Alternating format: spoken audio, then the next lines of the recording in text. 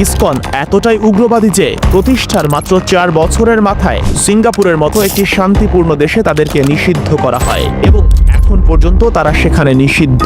আজকে প্রত্যেকেরই জেনে রাখা দরকার, ভারত নয়, 1966 সালের 13 জুলাই ইসকনের জন্ম হয় যুক্তরাষ্ট্রের নিউ ইয়র্কে।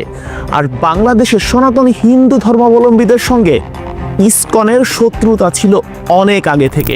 2009 সালে ঠাকুরগাঁয়ে দুর্গা মন্দিরে ইসকন সমর্থকদের হামলায় প্রাণ যায় ফুলবাবু নামের এক সনাতনী হিন্দুর। বাস্তবে ইসকন হিন্দুদের কোনো সংগঠনই নয়, এটি মূলত ইহুদিদের একটি এজেন্ডা।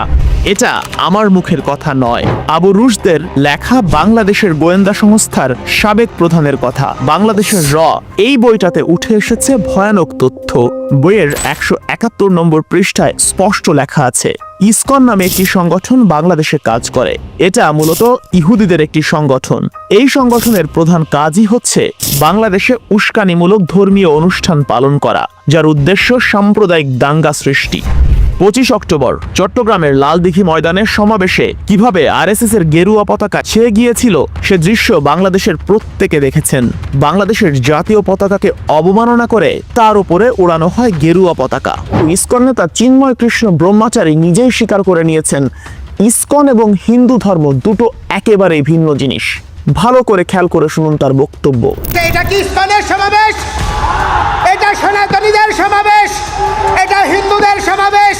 ইসকন আর সনাতন ধর্ম যে একেবারেই ভিন্ন দুটো জিনিস, সেটা বুঝতে বাকি থাকার কথা নয় কারোরই। তাহলে ইসকন আসলে কি? মূলত ইসকন প্রতিষ্ঠিত হয়েছিল ইহুদিদের ছত্রছায়ায়। ইসকনের প্রতিষ্ঠাতা অভয় চরণাবিন্দ ভক্তি বেদান্ত স্বামী প্রভুপাদ। অবাক করার মতো বিষয়, এই ব্যক্তি ভারতে কোনো হিন্দু শিক্ষালয়ে পড়াশোনাই করেননি। তিনি শিক্ষা নিয়েছেন খ্রিস্টানদের গির্জায়। পেশায় ছিলেন একজন ফার্মাসিউটিক্যাল ব্যবসায়ী। কিন্তু হঠাৎ করেই তার মাথায় কেন হিন্দু ধর্মের নতুন সংস্করণের ভূত চাপলো? সত্যিই চিন্তার বিষয়। স্বামী প্রভুপাদ যখন নতুন ধারার হিন্দু সংগঠন চালু করেন, তখন মূল ধারার সনাতন হিন্দুরাই তার বিপক্ষে দাঁড়িয়েছিল, গড়ে তুলেছিল প্রতিরোধ। কিন্তু ওই সময় ঢাল হয়ে তার পাশে কারা দাঁড়িয়েছিল জানেন?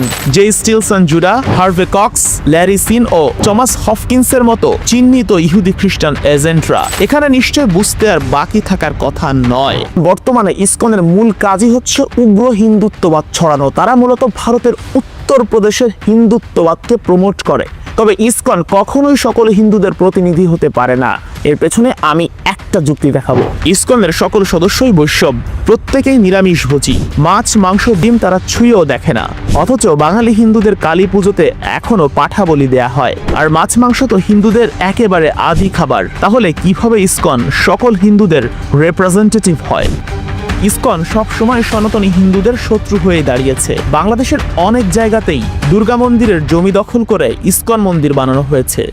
11 অক্টোবর 2021 ইনকিলাব পত্রিকার হেডলাইন, ইসকন সনাতন দ্বন্দ্ব চরমে, ঠাকুরগাঁয়ে মন্দিরে 144 ধারা জারি। ঘটনার প্রেক্ষাপট শুনলে আপনি আঁতকে উঠবেন। ঠাকুরগাঁয়ে শ্রী শ্রী রসিক রায় জিউ মন্দিরে জমির দখল নিয়ে হিন্দু ধর্মের সনাতন ও ইসকন অনুসারীদের মধ্যে দীর্ঘদিন ধরেই বিরোধ চলে আসছিল। 2009 সালের 18 সেপ্টেম্বর রসিক রায় জিউ মন্দিরে দুর্গাপূজা নিয়ে ইসকন অনুসারীদের সঙ্গে সনাতন ধর্মাবলম্বীদের বড় ধরনের সংঘর্ষ হয়। এ সময় ইসকন ভক্তদের হামলায় ফুলবাবু নামের একজন সনাতন ধর্ম অনুসারী খুন হন। এরপর পরিস্থিতি নিয়ন্ত্রণে আনতে উপজেলা প্রশাসন মন্দির সিলগালা করে দেয়। আগে ইসকনের স্লোগান ছিল হরে কৃষ্ণ, অথচ এখন তারা বিজেপি আরএসএস এর উগ্রবাদী স্লোগান জয় শ্রীরামকে প্রমোট করছে। আর এই জয় শ্রীরাম স্লোগানের মাধ্যমে নরেন্দ্র মোদী তার উগ্র হিন্দুত্ববাদ ছড়ায়। এই স্লোগান দিয়ে ভারতে অসংখ্য মুসলিমকে নির্যাতন এবং হত্যা করা হয়েছে। এবং এই ট্যাকটিসেই হিন্দু মুসলিম দাঙ্গা সৃষ্টি করে 2026-এর নির্বাচনে জয়ী হয়ে আবারও নরেন্দ্র মোদী ক্ষমতায় আসতে চায়। মোদীর মূল ম্যান্ডেট নিজেকে হিন্দুদের রক্ষাকর্তা হিসেবে প্রমাণ করা আর সকল হিন্দুদের ভোট পেয়ে আবারও ক্ষমতার মসনদ দখল করা। বাংলাদেশে যত সাম্প্রদায়িক দাঙ্গা তৈরি হবে নরেন্দ্র মোদীর ততই লাভ। ভারতীয় মিডিয়া রস মাখিয়ে তিলকে তাল বানায়, আর মোদী নিজেকে উপস্থাপন করে হিন্দুদের ত্রাণকর্তা হিসেবে। ভারতের যদি সত্যি বাংলাদেশের হিন্দুদের প্রতি ভালোবাসা থাকতো, তবে 14 বছরের স্বর্ণা দাসকে মৌলভীবাজার বর্ডারে বিএসএফ নির্মমভাবে হত্যা করতো না। আবু রুশদের বাংলাদেশের এই বইয়ের 170 নম্বর পেজে উঠে এসেছে আরও একটি ভয়ানক তথ্য। ভারতীয় গোয়েন্দা সংস্থার পরিকল্পনা অনুযায়ী বাংলাদেশের সংখ্যালঘুদের বিভিন্ন নামের সংগঠন বঙ্গভূমি আন্দোলনের সাথে জড়িত। এসব সংগঠনের সাথে ভারতের বিজেপি, বিশ্ব হিন্দু পরিষদ, শিবসেনা, বজরঙ্গ সহ অনেক নানা চরম সাম্প্রদায়িক সংগঠনের ঘনিষ্ঠ যোগাযোগ রয়েছে। একবার এক ট্যাকটিসে চট্টগ্রামকে বাংলাদেশ থেকে আলাদা করতে চায় ভারত। সরাসরি ভারত কখনোই আক্রমণ করবে না। ভারত যদি আক্রমণ করে তবে বাংলাদেশের সেনাবাহিনীও চুপ করে বসে থাকবে না। এক পর্যায়ে হয়তো বাংলাদেশের সৈন্যরা হেরেও যাবে, তবে ইন্ডিয়ার ক্ষয়ক্ষতি একেবারে কম হবে না। এমনিতেই বছরের পর বছর ধরে পাকিস্তানের সাথে সংঘর্ষ লেগে আছে ভারতের। এদিকে চীনের সঙ্গে সীমান্তে মাঝে মধ্যেই গোলাগুলি বাধে। অভ্যন্তরে আবার রয়েছে বিচ্ছিন্নতাবাদী সংগঠন, একদিকে সেভেন সিস্টার, অন্যদিকে কাশ্মীর।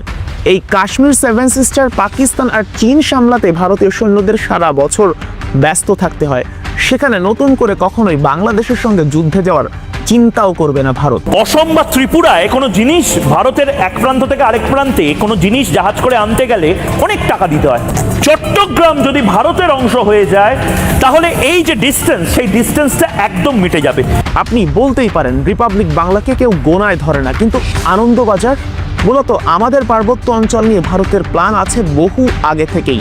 এজন্যই শেখ হাসিনার পতনের ঠিক 1.5 মাস পর আমাদের পাহাড় যখন উত্তাল, তখন আনন্দবাজার ঠিক এভাবেই সংবাদ প্রকাশ করে। সেনা শাসক জিয়াউর রহমানের আমলে প্রায় 50,000 সমতলের মানুষকে পাহাড়ে বসতি গড়ে দেয়া হয়। শেল্টার নামে পরিচিত সেই জনগোষ্ঠী আজ সংখ্যায় বহু গুণ বেড়ে চাকমা ও অন্যান্য জাতিদের অস্তিত্বের সংকটে ফেলে দিয়েছে।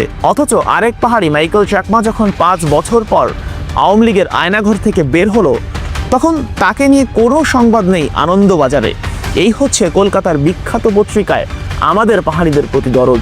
এবার চিন্ময়কে মূলত গ্রেপ্তার করা হয়েছে বাংলাদেশের জাতীয় পতাকা অবমাননা করার জন্য। অথচ ভারত এটাকে সম্পূর্ণ সাম্প্রদায়িক গ্রেপ্তার বলে দেখাচ্ছে। তাদের মিডিয়ার মাধ্যমে সারা বিশ্বে প্রকাশ করছে যে হিন্দু নেতাকে গ্রেপ্তার করা হয়েছে বাংলাদেশে। আসল বিষয়টা কি তাই? চট্টগ্রামের ওপর ভারতের টার্গেট যে আগে থেকেই, তার একটা প্রমাণ আমি দিচ্ছি। 2019 সালের জুলাইয়ের ঘটনা। ফুড ফর লাইফ কর্মসূচির আড়ালে নগরীর প্রায় 30টি স্কুলের শিক্ষার্থীদের মাঝে প্রসাদ বিতরণ করা হয়। ইসকন কর্মীদের শেখানো মতে কোমলমতি শিক্ষার্থীরা হরে কৃষ্ণ হরে রাম মন্ত্র পাঠ করে এ প্রসাদ গ্রহণ করে। শ্লোক মন্ত্র পাঠের মাধ্যমে মুসলিম সহ বিভিন্ন ধর্মের কোমলমতি শিক্ষার্থীদের প্রসাদ গ্রহণে উৎসাহিত করায় অনেক শিক্ষার্থী তা গ্রহণে অস্বীকৃত হয়। বুঝতে পারছেন কিভাবে ইসকনের বীজ বাংলাদেশে ছড়ানো হয়েছে? কখনো বাংলাদেশের পাহাড়িদেরকে কুপরামর্শ দিয়ে, কখনো বাংলাদেশের সনাতনীদেরকে উস্কে দিয়ে ভারত নিজের ফায়দাটাই হাসিল করতে চায়। এই বিষয়টা যদি প্রত্যেক বাঙালি বুঝতে না পারে তাহলে আমাদের জন্যই খারাপ। আপনি হন মুসলিম, হন হিন্দু কিংবা হন পাহাড়ি, আপনার প্রথম পরিচয় আপনি বাংলাদেশি। নিজের দেশ, নিজের সংস্কৃতি, নিজের ভাষা, নিজের ঐতিহ্য যদি ভারতীয় আগ্রাসন থেকে টিকিয়ে রাখতে চান তাহলে আপনাকে বাঙালি সত্তা, বাংলাদেশের জাতীয়তাবাদ নিয়েই চিন্তা করতে হবে। যদি এটা আপনি চিন্তা করতে না পারেন তাহলে নিজের পায়ে নিজেই কুড়াল মারা হবে। এতটুকু বোঝার বোধ নিশ্চয়ই আপনার আছে। এতক্ষণ সঙ্গে ছিলাম শেখ আশিক। সবাই ভালো থাকবেন। আল্লাহ হাফেজ।